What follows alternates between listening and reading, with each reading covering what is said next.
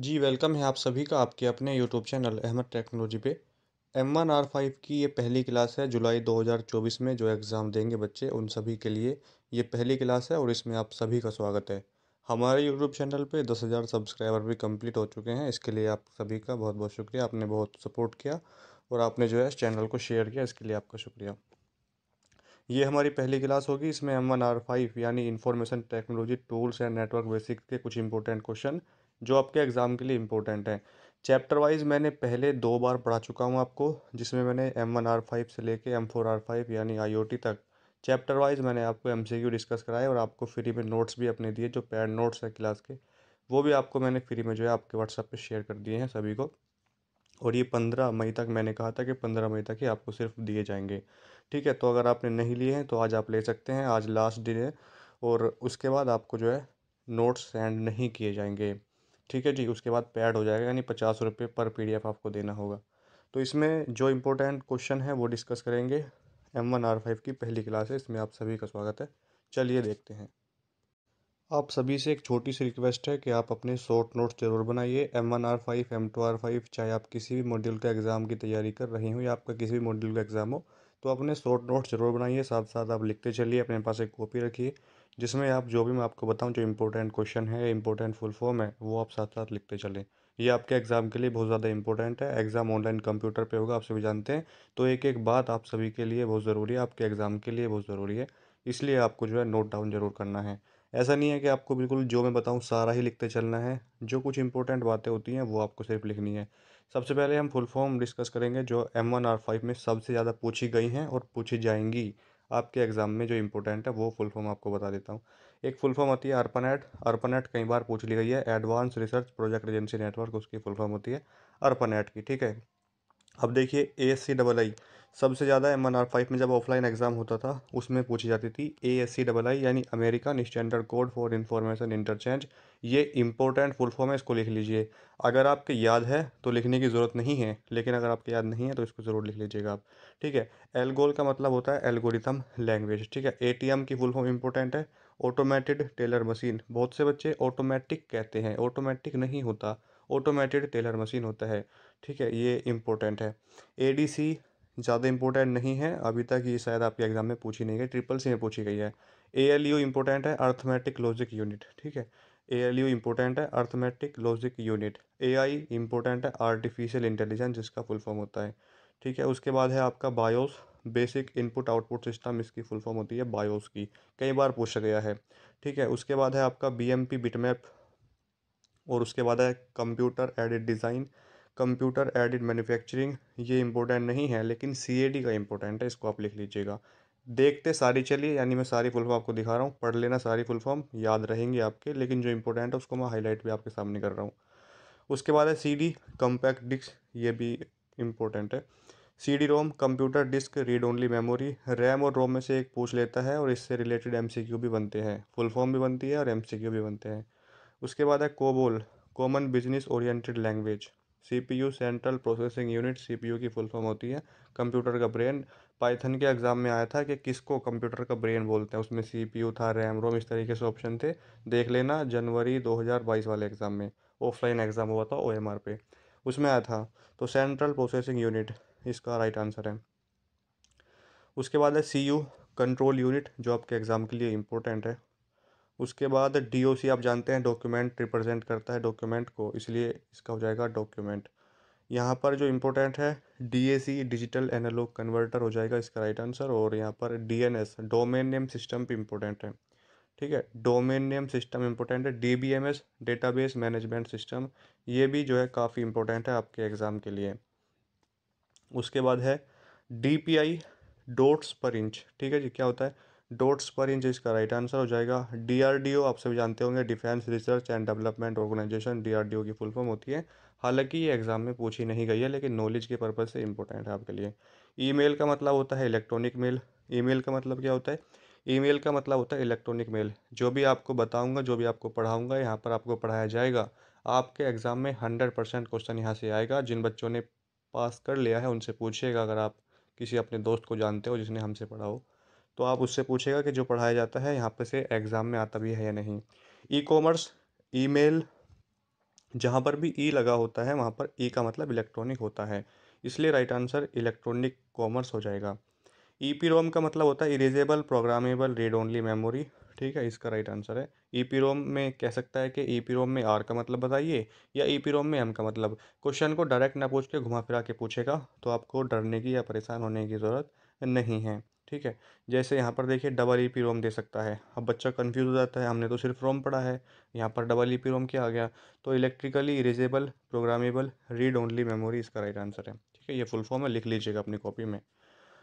उसके बाद है फोर्ट्रॉन यानी फॉर्मूला ट्रांसलेशन। उसके बाद एफटीपी, फाइलों को ट्रांसफ़र करने के लिए एक प्रोटोकॉल का यूज़ होता है, एफटीपी जिसका नाम है यानी फाइल ट्रांसफ़र प्रोटोकॉल। प्रोटोकॉल बहुत सारे होते हैं, प्रोटोकॉल का मतलब होता है सेट ऑफ रूल, नियमों का समूह। जैसे आपके प्रोटोकॉल हैं, आप ज़्यादा बात नहीं करते, ज़्यादा घूमते नहीं हैं, आपके प्रोटोकॉल हैं। ठीक है, नियमों के समूह का प्रोटोकॉल कहते हैं। और प्रोटोकॉल में एचटीटीपी आ जाता है, एफटीपी आ जाता है, ठीक है, आपका एसएमटीपी आ जाता है, पीओपी3 आ जाता है, टेलनेट आ जाता है। ये सारे के सारे प्रोटोकॉल में आते हैं। ठीक है, एच टी टी पी की फुल फॉर्म नीचे आएगी, वहाँ पे आपको बताऊंगा मैं। G U I graphical user interface होता है। जी यू आई का फुल फॉर्म क्या होता है? ग्राफिकल यूज़र इंटरफेस होता है। जो मुझे लगता है आपके एग्ज़ाम के लिए, देखिए चैप्टर वाइज तो मैं पढ़ा चुका हूँ पहले से, उसको आप वहाँ से पढ़ लेना, चैप्टर वाइज आपको पढ़ना है। यहाँ पर मैं सिर्फ आपकी ऑनलाइन एग्ज़ाम को देखते हुए तैयारी कराऊंगा कि एग्ज़ाम में किस तरीके से क्वेश्चन पूछे जाते हैं, या जो इंपॉर्टेंट टॉपिक है आपके एग्ज़ाम के लिए। फालतू का मैं यहाँ पर कुछ नहीं पढ़ाऊंगा, क्योंकि पहले पढ़ा चुका हूँ। यहाँ पर जो इंपॉर्टेंट है सिर्फ वही क्लासों में आपको डिस्कस किया जाएगा। लिब्रे ऑफिस ज़्यादा आता है एग्जाम में, लिब्रे ऑफिस की वीडियो आएगी इसके बाद, तो आप सभी देखते चलिएगा। शेयर जरूर कर दें अपने दोस्तों के साथ। जी आई एफ का मतलब होता है ग्राफिक इंटरचेंजेबल फॉर्मेट होता है। ठीक है, उसके बाद H T M L, hypertext markup language. H T M L एक हाई बोलते हैं कि क्या एच टी एम एल एक हाई लेवल लैंग्वेज है, तो ये मार्कअप लैंग्वेज होती है। ठीक है, टैग्स बेस्ड लैंग्वेज होती है। कोडिंग करनी है, एचटीएमएल का यूज़ करेंगे। एचटीएमएल आप सीख लीजिए अगर आपको इंटरेस्ट है, और बहुत अच्छा इसमें स्कोप भी है, आपकी सैलरी वगैरह भी अच्छी हो जाएगी अगर आप ये सीख लेते हैं। एचटीएमएल आपको अच्छी आनी चाहिए। लर्न वन एप्लीकेशन है, वहाँ से सीख सकते हैं, फ्री में सिखाते हैं हिंदी में। HTTP hyper text transfer protocol, ये आपका एचटीटीपी का फुल फॉर्म हो जाएगा। कई बार पूछा गया। आईबीएम इंटरनेशनल बिजनेस मशीन इसकी फुल फॉर्म होती है। ठीक है, आईबीएम का फुल फॉर्म इंपॉर्टेंट है। उसके बाद है आईटी, यानी ओ लेवल कर रहे हो आप, आईटी यानी information technology. JPG joint photography expert group होता है। केबीपीएस का मतलब होता है किलोबाइट पर सेकंड। और लैन, वैन और मैन, तीन प्रकार के नेटवर्क होते हैं। सबसे छोटा नेटवर्क लैन होता है, लोकल एरिया नेटवर्क, जिसकी फुल फॉर्म होती है। इसके बाद आपका आता है वैन, वाइड एरिया नेटवर्क, सबसे बड़ा नेटवर्क होता है। सबसे छोटा लैन, सबसे बड़ा वैन, बीच में आता है इनका मैन। मेट्रोपोलियन एरिया नेटवर्क, जो लैन है ये किसी ऑफिस में काम कर सकता है, किसी स्कूल में, किसी हॉस्पिटल में। ये इसका लिमिटेड एरिया होता है। ठीक है, ये 1-1.5 किलोमीटर के एरिया में ही काम कर सकता है। लेकिन वैन जो होता है वो दो देशों, दो महादेशों, ठीक है, दो राज्यों के बीच में काम करता है। इसी तरीके से जो आपका मैन है वो दो शहरों के बीच में काम कर सकता है। लैन का एरिया होता है छोटा मैन से। ठीक है, मैन का एरिया छोटा होता है वैन से, सबसे बड़ा वैन होता है। तो आपको समझ में आया होगा, तीनों नेटवर्क होते हैं, और सबसे बड़ा वैन और सबसे छोटा लैन होता है। एलएसआई का होता है लार्ज स्केल इंटीग्रेशन, ये इंपॉर्टेंट है। एलसीडी आप जानते होंगे, इसका फुल फॉर्म होता है liquid crystal display. MAN, metropolitan area network, इसकी फुल फॉर्म होती है। MICR magnetic ink character reader और रिकॉग्निशन आता है। रिकॉग्निशन आपका राइट आंसर होगा, रीडर अगर आता है तो उसको आप गलत करेंगे। ठीक है, मोडेम का मतलब होता है मॉड्यूलेटर और डिमोड्यूलेटर, ये भी इंपॉर्टेंट है। उसके बाद आ जाता है आपका माइक्रोसॉफ्ट एक्सेस, यानी एमएस वर्ड आता है, एमएस एक्सेल आ जाता है इसमें। उसके बाद एमबी, मेगाबाइट, और एमएस डोस, यानी डोस का मतलब होता है डिस्क ऑपरेटिंग सिस्टम, और एमएस का मतलब होता है माइक्रोसॉफ्ट। ठीक है, माइक्रोसॉफ्ट डिस्क ऑपरेटिंग सिस्टम हो जाएगा। एमएस एक्सेल यानी Microsoft Excel. MS Word Microsoft Word. अगर आपको एमएस वर्ड, एमएस एक्सेल सीखना है, तो किसी भी यूट्यूब चैनल से अगर आपको प्रॉब्लम आती है, समझ में नहीं आता है, तो आप लर्न वन एक एप्लीकेशन है यूट्यूब पे, टाइप उस पे प्ले स्टोर पे टाइप करना LEARN और VERN। ठीक है, आप इसको एप्लीकेशन को डाउनलोड कर लेंगे प्ले स्टोर से, बहुत ही सिंपल तरीके से आपको सिखाया जाएगा। इसके लिए एक शर्त है, आपके पास पीसी होना चाहिए। MTNL का मतलब क्या होता है? महानगर टेलीफोन निगम limited.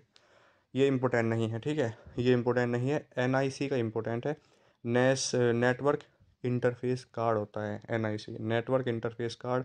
OCR optical character recognition, OCR का ऑप्टिकल कैरेक्टर रीडर। OMR जो पे जिस पे आप एग्ज़ाम देते थे, ऑप्टिकल मार्क रीडर होता है। ठीक है। इस पे जो है अगर पूछे, एक क्वेश्चन आता है कि परीक्षण के लिए, अगर कंपटीशन के लिए या परीक्षण के लिए किस टेक्नोलॉजी का यूज़ करते हैं, तो एएमआर का यूज़ करते हैं। ओएस का मतलब होता है ऑपरेटिंग सिस्टम, पीसी का मतलब होता है पर्सनल कंप्यूटर। आप जानते होंगे पीसी, सभी पीसी मतलब पर्सनल कंप्यूटर होता है। कंप्यूटर आकार के आधार पर कितने प्रकार के होते हैं, ठीक है, ये आप कमेंट बॉक्स में बताएंगे। जो पीसी होते हैं, लैपटॉप होते हैं, कंप्यूटर होते हैं, कितने प्रकार के होते हैं। उसके बाद है आपका PDF, portable document format. PDF की फुल फॉर्म इंपॉर्टेंट है भाई, ये आप जरूर लिख लें अपनी कॉपी में। पीएनजी और पीटीएफ दोनों इंपॉर्टेंट है। Portable document format, portable network graphics होता है पीएनजी का। पीओएस पॉइंट ऑफ सेल होता है, ठीक है, पीओएस का फुल फॉर्म हो जाएगा point of cell.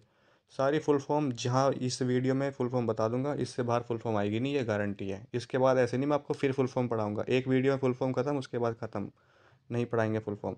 P ROM programmable read only memory होता है, ठीक है। रैम का रैंडम एक्सेस मेमोरी होता है। जो रैम है और जो रोम है, इसमें आपको ये बताना है कमेंट बॉक्स में, जो रैम है क्या वो वोलेटाइल होती है या नॉन वोलेटाइल होती है, यानी स्थायी कौन सी होती है और अस्थायी कौन सी होती है। सभी बच्चे बताएंगे रैम और रोम में से स्थायी और अस्थायी कौन सी होती है। रोम यानी रीड ओनली मेमोरी हो जाएगा।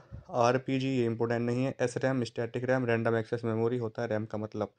SCI small computer system interface port. SIM का मतलब क्या होता है, जो आप सिम यूज़ करते हैं जियो का, एयरटेल का, वीआई का, तो इसका मतलब होता है subscriber identity module. SMS short messaging service होता है। TCP IP transmission control protocol, internet protocol.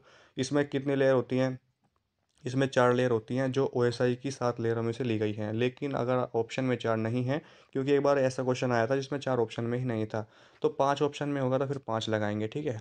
फिर कितना लगाएंगे, 5 लगाएंगे। अगर 4 है तो 4 लगाएंगे। टीसीपी आईपी में कितनी लेयर होती हैं, 4 लेयर होती हैं, जो ओएसआई की 7 लेयरों में से ली गई हैं, ठीक है। प्यारे दोस्त नरेश, तुम्हारी शादी पर आऊँगा, ये वाली ट्रिक है ओएसआई की 7 लेयरों को याद करने के लिए, ठीक है। उसके बाद देखिए क्या है, यू एल एस एल, यहाँ पर यू एल एस एल है, ठीक है, जबकि होना क्या चाहिए यू एल एस आई। अल्ट्रा लार्ज स्केल इंटीग्रेशन हो जाएगा, यू एल एस आई होगा, ठीक है। और एक होता है वी एल एस आई। उसके बाद देखिए यूनिवेक, यूनिवर्सल ऑटोमेटिक कंप्यूटर होता है। इंपॉर्टेंट नहीं है, जो इंपॉर्टेंट बताऊंगा यू आर एल की इंपॉर्टेंट है और यू एस बी की भी। यूनिवर्सल, यूनिवर्सल सीरियल बस होता है किसका, यू एस बी का। और यू आर एल का यूनिफॉर्म रिसोर्स लोकेटर होता है। उसके बाद है V L S I, very large scale integration. और V D U visual display unit होता है वी डी यू का। उसके बाद है वी एस एन एल और वैन, वाइड एरिया नेटवर्क, ये इंपॉर्टेंट है वैन की, ठीक है। डब्ल्यू डब्ल्यू डब्ल्यू की इंपॉर्टेंट है, इसमें डब्ल्यू डब्ल्यू डब्ल्यू यानी वर्ल्ड वाइड वेब। और उसके बाद आ जाता है आपका क्या, वाईफाई। वाईफाई की पूछी गई है, वायरलेस फिडेलिटी होती है। WORM, write once read many हो जाएगा इसका फुल फॉर्म।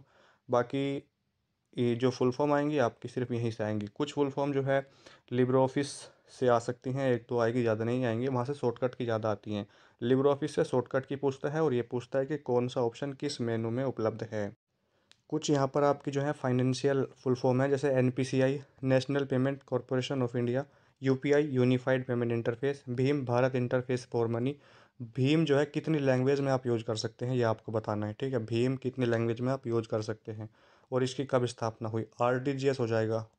आरटीजीएस का फुल फॉर्म होता है, क्या होता है, रियल टाइम ग्रोथ सेटलमेंट होता है, ठीक है। USSD, unstructured supplementary service data होता है। NEFT, national electronic fund transfer.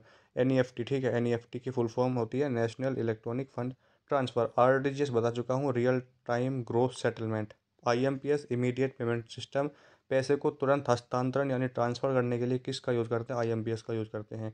UTR का क्या मतलब होता है, जब आप किसी को पेमेंट करते हैं तो यूटीआर मिलता है, ठीक है, यूनिक ट्रांजैक्शन रेफरेंस मिलता है। आईएफएससी कितने डिजिट का होता है, कमेंट बॉक्स में लिखेंगे सभी बच्चे, आईएफएससी के बारे में जो भी आप जानते हैं लिखेंगे। इंडियन फाइनेंशियल सर्विस कोड होता है स्विफ्ट। स्विफ्ट क्या होता है, society for world wide interbank financial telecommunication, ठीक है। एईपीएस, जब आप यूट्यूब वगैरह पे अपना चैनल बनाओगे और जब आप इनकम लोगे यानी जब पैसे आएंगे, तो स्विफ्ट कोड की ज़रूरत पड़ती है, जो बैंक का होता है यानी एक ब्रांच का होता है, वो ही आप जब उसमें एंटर करोगे तभी आपको पैसे आएंगे, उससे पहले नहीं। इंटरनेशनल लेन देन के लिए जो है स्विफ्ट कोड का यूज़ करते हैं। एईपीएस, आधार इनेबल पेमेंट सिस्टम हो जाएगा। और उसके बाद BFD, best finger detection. APR important नहीं है आपके एग्ज़ाम के लिए ये वाला। उसके बाद अटल पेंशन योजना, ये भी इम्पोर्टेंट नहीं है। ये जो भी फुल फॉर्म है अपनी कॉपी में लिख लीजिएगा, इंपॉर्टेंट है आपके एग्ज़ाम के लिए। शॉर्टकट की ओर देख लीजिए, रिवीजन आपका हो जाएगा। शॉर्टकट की भी आपके एग्जाम में पूछी जाएंगी, 4 से 5 शॉर्टकट की पूछेगा ही पूछेगा। कंट्रोल ए का काम होता है सिलेक्ट ऑल के लिए। आपने एमएस वर्ड में कुछ काम कर रहे हो, आपने टाइप कर लिया, 2-3 पेज टाइप कर लिए, आप चाहते हो सारे को सिलेक्ट करना, तो कंट्रोल ए आप प्रेस करेंगे, या आप इस कंट्रोल ए या कंट्रोल प्लस स्पेस, वो सिलेक्ट ऑल हो जाएगा। उसके बाद सिलेक्ट ऑल करने के बाद, सिलेक्ट ऑल करने के बाद आप उसको बोल्ड कर सकते हो। बोल्ड का मतलब होता है मोटा, कंट्रोल बी से बोल्ड कर सकते हो। कंट्रोल बी से क्या कर सकते हो, बोल्ड कर सकते हो। बोल्ड का मतलब होता है वर्ड को मोटा, कैरेक्टर मोटे हो जाते हैं।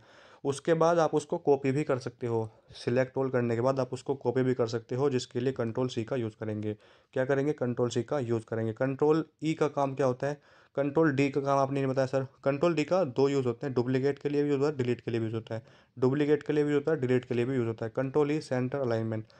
Control F find dialog box के लिए। कंट्रोल जी का मतलब होता है गो टू कमांड के लिए।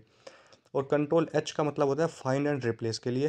कंट्रोल आई का मतलब होता है इटैलिक। आपने जो भी सिलेक्ट किया है उसको इटैलिक यानी तिरछा करने के लिए कंट्रोल आई का यूज़ करेंगे। कंट्रोल ए से सिलेक्ट करने के बाद आप ये सारे काम कर सकते हैं। कौन कौन से काम, आप बोल्ड कर सकते हैं, कॉपी कर सकते हैं, इटैलिक कर सकते हैं, अंडरलाइन कर सकते हैं, कंट्रोल यू से अंडरलाइन कर सकते हैं। कंट्रोल जे का मतलब होता है जस्टिफाई, ठीक है, कंट्रोल जे जस्टिफाई। कंट्रोल एल इसका हो जाएगा अलाइन लेफ्ट। और कंट्रोल एन का मतलब होता है न्यू फाइल के लिए। कंट्रोल एन और कंट्रोल एम का यूज़ अलग अलग होता है। अगर पूछेगा कि लिबर ऑफिस में न्यू स्लाइड के लिए किस शॉर्टकट की का यूज़ करेंगे, तो कंट्रोल एम का यूज़ करेंगे, वहाँ पर कंट्रोल एन नहीं होगा। कंट्रोल ओ ओपन एनीथिंग, कुछ भी आपको ओपन करना है कंट्रोल ओ प्रेस करें, अपनी जो भी आप ओपन करना चाहते हैं सिलेक्ट कर सकते हैं। कंट्रोल पी का काम होता है प्रिंट करने के लिए। आपको अगर कुछ प्रिंट करना है कंट्रोल पी दबाइए, उसके बाद आपको कलर में चाहिए या ब्लैक एंड वाइट में चाहिए, वो सिलेक्ट करने के बाद आप प्रिंट कर सकते हैं। Control R align right. Control S का काम होता है सेव करने के लिए। और सेव एज के लिए किस शॉर्टकट की का यूज़ करते हैं, कमेंट बॉक्स में आप लिखेंगे। अंडरलाइन कंट्रोल यू, अगर आपको लाइन के नीचे से अंडरलाइन लिखा है और इसके नीचे आप ऐसे लाइन चाहते हैं तो कंट्रोल यू का यूज़ करेंगे। कंट्रोल वी से पेस्ट करते हैं। कंट्रोल वी से क्या करते हैं, पेस्ट करते हैं। कंट्रोल एक्स से कट करते हैं। कट करने के लिए कंट्रोल एक्स का यूज़ करते हैं। कट करना और कॉपी करने में फ़र्क ये है, अगर आपने कंट्रोल सी से कॉपी कर लिया सिलेक्ट ऑल करने के बाद, कंट्रोल ए से सिलेक्ट ऑल किया, उसके बाद आप उसको कॉपी करना चाहते हैं, कॉपी करने के बाद वो वहाँ पर भी है जहाँ से आपने उसको कॉपी किया, आप उसको कहीं और पेस्ट भी कर सकते हैं। लेकिन कंट्रोल एक्स का काम अपोजिट हो जाए, उल्टा हो जाता है। कंट्रोल एक्स यानी कट करेंगे, यानी जहाँ से आपने कंट्रोल एक्स किया कट किया, वहाँ से डिलीट हो जाएगा, हट जाएगा जो भी आपने कट किया है, और आप उसको कहीं और पेस्ट कर सकते हैं फिर, ठीक है ना। तो कॉपी करोगे तब भी पेस्ट हो जाएगा, कंट्रोल एक्स से कट करोगे तब भी पेस्ट हो जाएगा, कंट्रोल वी से ही पेस्ट होगा। और ठीक है, कंट्रोल वाई का काम क्या होता है फिर, कंट्रोल वाई का काम होता है रेडो। क्या होता है, रेडो होता है। और कंट्रोल जेड का काम होता है अंडो होता है, ठीक है। आपसे मान लीजिए गलती से कुछ, मान लीजिए मैंने यहाँ पर लिखा टी ए, ठीक है, और मैं चाहता हूँ कि ये गलती से मेरे से हट जाता है, इस तरीके से ये ए हट गया और मैं चाहता हूँ कि ये वापस आ जाए, तो हम कंट्रोल जेड से वापस लाएंगे।